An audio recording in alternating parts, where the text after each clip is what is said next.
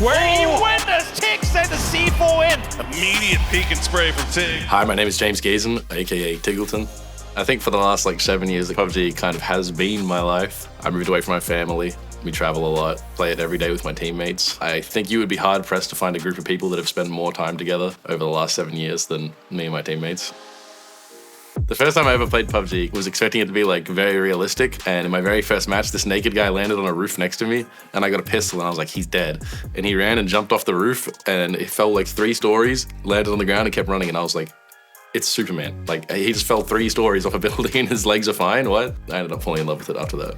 For me, PUBG always gave me the most adrenaline. My very first couple games, I felt like I was gonna die in real life if I died in the game. At the very end of the game, I'd be shaking, my heart rate would be I guess I've just been chasing that feeling my entire career.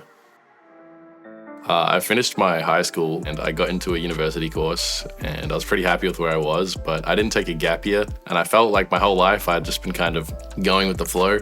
And then I got the opportunity to fly to California for this tournament called NPL Royale because I got picked up by an American team. And that was good fun, but I still wasn't taking it too seriously. But I met this guy there, Bizzle, and he basically said to me after watching me play a little bit, he was like, I'll get you a visa and you can come to the US. And I was like, really? So I just full sent it at 18. I went to the US. I took a gap year off university and then never ended up going back. Well, I want to start by saying that I think anyone can be a pro player. That's the beauty of it. For me, being a pro player is about discipline, practicing with a purpose. When you boot up the game, you kind of have to switch your mentality from being, okay, I'm here to have fun to how can I improve the best? And you need to be very mindful of the way that you're putting in the hours. The word change to me obviously brings a little bit of fear and a little bit of excitement because with changes, there's always a bit of uncertainty. No one likes uncertainty, but in a way, it kind of feels like an advantage because I know that I'm willing to adapt, and if someone else isn't, then I have an edge on them. One thing that's not going to change, I think for the most part, it'll be the positional play. Teams will still play for the good positions. If anything, it's going to become more important. And PUBG's always kind of been like that. It's all about teamwork. It's all about position. So I'm expecting that the good teams will still be good.